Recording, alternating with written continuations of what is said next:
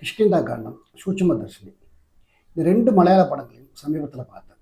பிரமாதமாக இருந்துச்சு screen play. இதில் ஒரு ஒத்துமை என்னன்னா, இந்த 2 படங்களோட ஐடியாவும் ஒன்று தான். உதாரணத்துக்கு கிஷ்கிந்தா காண்டத்தோட கதை எடுத்துக்கிட்டோம்னா, ஒரு ஓய்வு பெற்ற இராணுவ அதிகாரியோட கைத்துப்பாக்கி காணாமல் போகுது. இந்த சூழலில் அவருடைய மகனுக்கு 2வதாக திருமணம் நடக்குது. அந்த வீட்டுக்கு மருமகளாக வராங்க ஹீரோயின். அப்படி வந்தவங்க அந்த காணாமல் போன கைத்துப்பாக்கிக்கு பின்னாடி இருக்கிற மர்மத்தையும், அந்த வீட்டில் நடக்கிற சில மர்மமான விஷயங்களையும் கொஞ்சம் கொஞ்சமாக துப்பறிஞ்சு கண்டுபிடிக்கிறாங்க. உண்மையை வெளிக்கொண்டு வர்றாங்க. இப்போ இதே சூட்சும தர்ஷினி படத்தோட கதை எடுத்துக்கிட்டோம்னா, திருமணமாகி தன் கணவன் குழந்தையோடு வாழ்ந்துட்டு இருக்காங்க ஹீரோயின் நஸ்ரியா.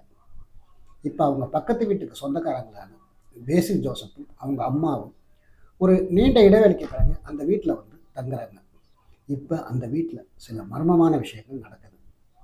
இதை உணர்ற ஹீரோயின் நஸ்ரியா தன்னோட தோழிகளோட உதவியோட அந்த மர்மங்களை கொஞ்சம் கொஞ்சமாக துப்பறிஞ்சு கண்டுபிடிக்கிறாங்க. உண்மையை வெளிக்கொண்டு வர்றாங்க. இப்போ இந்த 2 படங்களோட அடிப்படை ஐடியான்னு பார்த்தா, ஒரு இளம்பெண் தன் வீட்லேயோ இல்லை பக்கத்து வீட்லேயோ நடக்கிற ஒரு மிகப்பெரிய மர்மத்தை கொஞ்சம் கொஞ்சமாக துப்பறிஞ்சு கண்டுபிடிச்சி அது வெளி உலகத்துக்கு கொண்டு வர்றது தான்.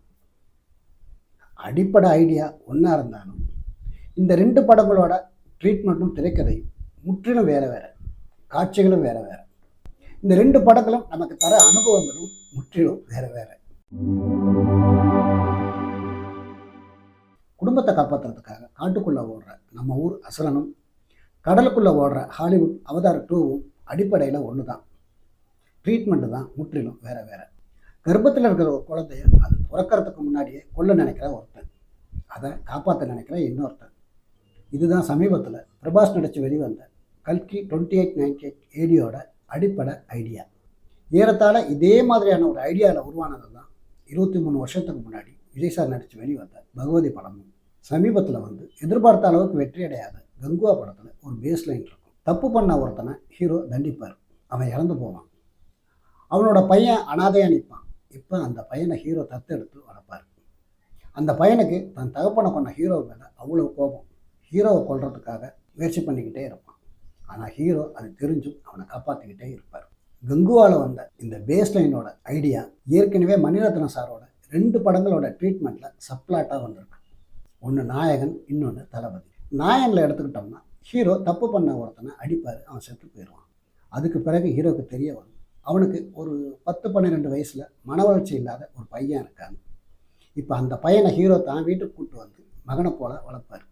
கிளைமேக்ஸில் அந்த பையனுக்கு உண்மை தெரிய வரும். தன் அப்பாவோட துப்பாக்கி எடுத்துகிட்டு வந்து ஹீரோவை சுட்டு கொள்ளுவான். இது நாயகன் படத்தோட ட்ரீட்மெண்ட்டில் இருக்க ஒரு சப்ளாட். ரஜினி அடித்த தளபதி படத்துலையும் இப்படி ஒரு சப்ளாட் இருக்கும். தப்பு பண்ண ஒருத்தனை ஹீரோ அடிப்பார், அவன் செத்துருவான். பிறகு ஒரு சூழலில் ஹீரோவுக்கு தெரிய வரும், அந்த செத்து பண்ணவனுக்கு ஒரு இளம் மனைவியும் ஒரு குழந்தையும் இருக்குன்னு. பிறகு வேறு ஒரு சூழலில் ஹீரோ அந்த செத்து பண்ணவனோட மனைவியை திருமணம் செஞ்சுக்குவார். அந்த குழந்தைக்கு தகப்பனாகவும் மாறுவார். நாயகன் ட்ரீட்மெண்ட்லையும் தளபதி ட்ரீட்மெண்ட்லையும் ஒர்க் ஆன இந்த சப்ளாட்டு கங்குவா படத்தில் பேஸ்லைனாக இருந்தும் ஒர்க் ஆகலை. அதுக்கு காரணம் அவங்க சொல்ல வந்த விஷயம் எமோஷனலாக ஆடியன்ஸோட கனெக்ட் ஆகலை.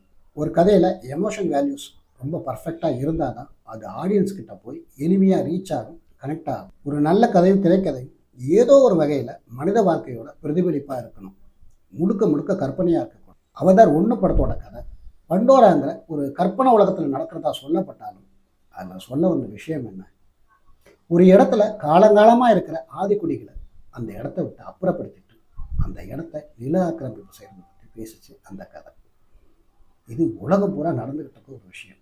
அதனால தான் அவதார் உலகம் பூரா இருக்க மக்கள்கிட்ட போய் எளிமையாக ரீச் ஆச்சு, கனெக்ட் ஆச்சு. அந்த மாதிரி கதைகள் உலகம் பூரா அப்பப்போ வந்து ஜெயிச்சுக்கிட்டு தான் இருக்குது. இப்போ சமீபத்தில் நம்ம ஊரில் வந்த காந்தாரா, ஜிகர்தண்டா 2 பண்ணுற படங்கள் கூட இந்த மாதிரியான ஒரு அடிப்படை பேஸ்லைனில் உருவானது தான். ட்ரீட்மெண்ட்டு தான் முற்றிலும் வேறு வேறு. சினிமா பற்றி பேசுகிறதுக்கு நிறைய இருக்குது, தொடர்ந்து பேசுவோம்.